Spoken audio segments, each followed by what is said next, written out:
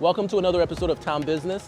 My name is Wid, and we're on a mission to spotlight local businesses and the incredible people behind them right here in the Bay.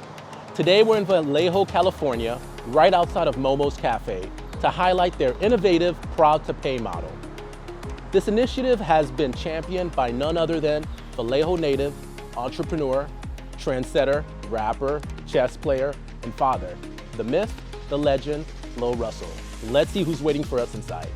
Thank you again for agreeing to do this. I'm not 100% sure what this is, but we're gonna figure it out. Come on. So where are we right now? Momo's Cafe, Vallejo, California, 94589. So I wanted to check out Momo's Cafe because of this Proud to Pay campaign that you have, that you had going on in 2023. Can you tell us a little bit about that and how you plan on creating a bigger platform for that? Man, we started in 2022. Or before, was it 2022? Yep. Yeah, 2022. We started, and it started as just a day. We did a Proud to Pay day. I was releasing the album, so we came out and we let everybody eat and pay whatever they want.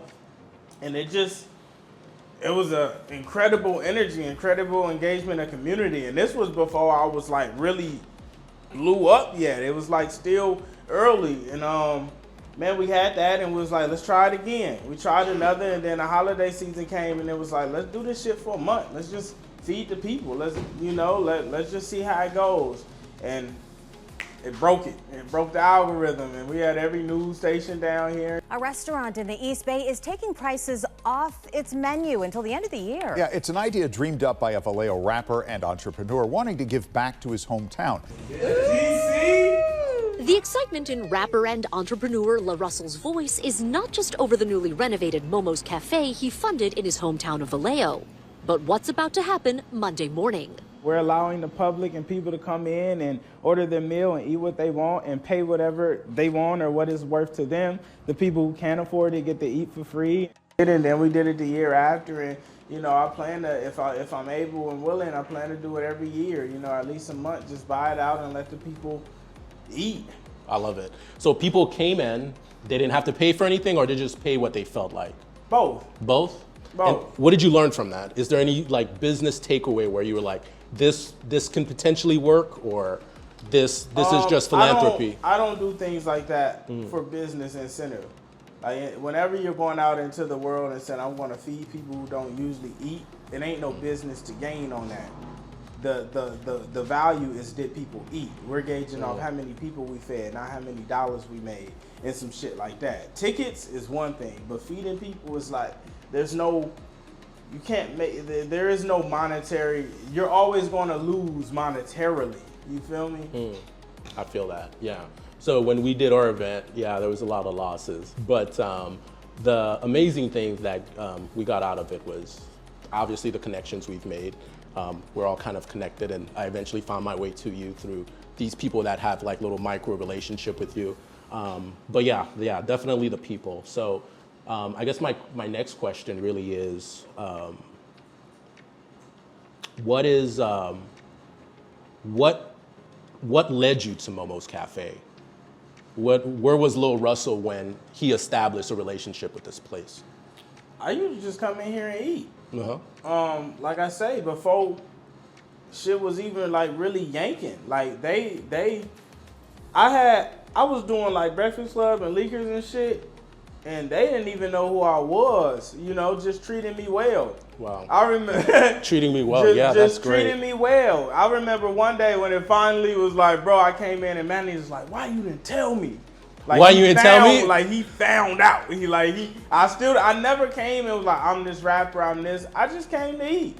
Wow. I never shared it, and I still, even now, it's like, if you know who I am, but I don't actively go out my way to let somebody know, you feel me? I feel it. And it was just organic. I used to just come here and eat. Yeah, and I see your name, your company name, Good Company and Establishment with Momo's Cafes. What is that relationship? We did a big revamp here, like last year when we did the community feed.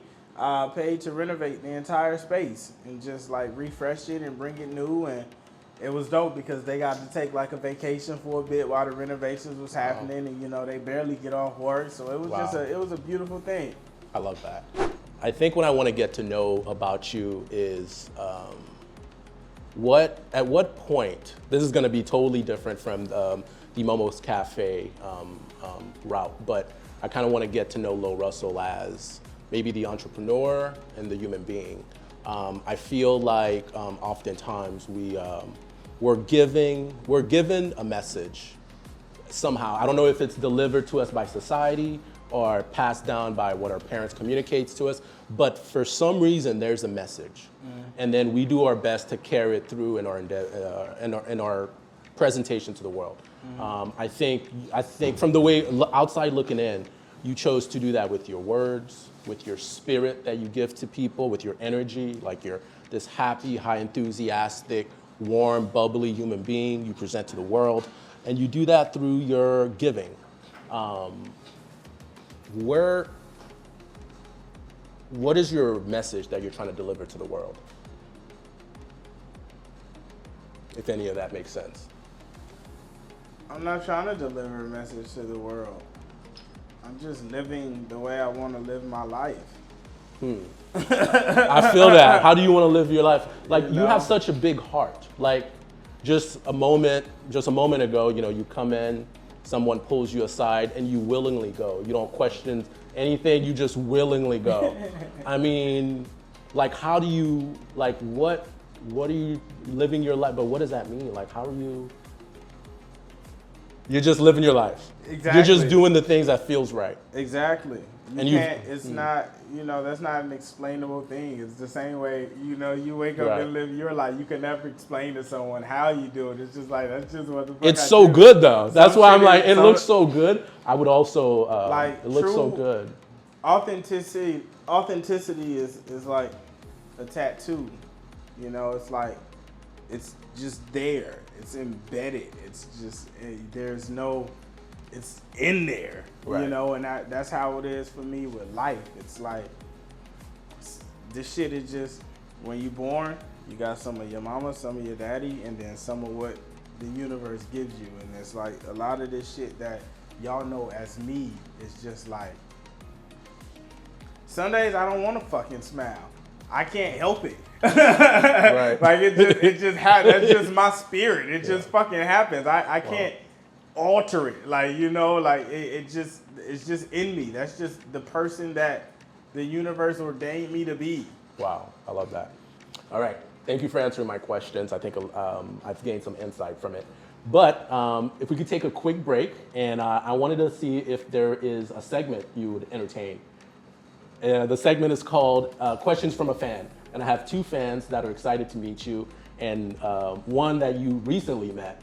Are you okay to doing that? Come on. Let's get it. Okay, so I know you have spoken a lot about it, just like staying in your own lane, staying in your space, collaborations, maybe not so much, and I don't know if that's the right word, but just thinking from a fan's perspective and like projects that would be dope. I want to do kind of like a lightning round of just like the first thing that comes to mind when you hear these names. Come on. Is that cool? Come okay. on. Kamaya. How does it? Yeah. How does it feel to be rich? Oh my life. Oh God. Stevie Wonder. More songs come to my mind when I think of Stevie. Okay. And then, of course. Right.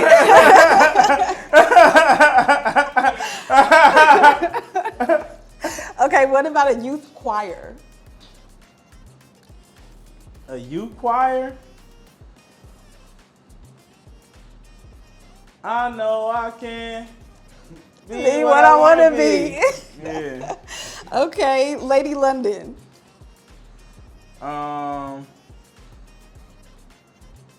Voice. The hyphy movement of musical. I'm working on it. Okay. I'm working on it. LaRussell, a world tour.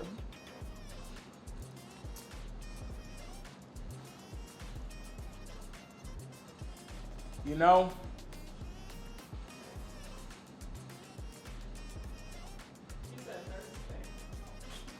Cause you know it's like I like to be home. That's what I think of. Okay, nothing wrong with that. Well, that is my time. We here with the living legend. Thank you so much for your time. So I got a few questions. What do you feel are the building blocks of becoming successful? And what is your measurement of success? My measure of success is how genuine my smile is. I think that's the best antiquator for myself. Right. The blocks to that is, I think you gotta do something you love. Let me rephrase that. You don't even gotta do something you love. You have to love what you're doing. Right. Community.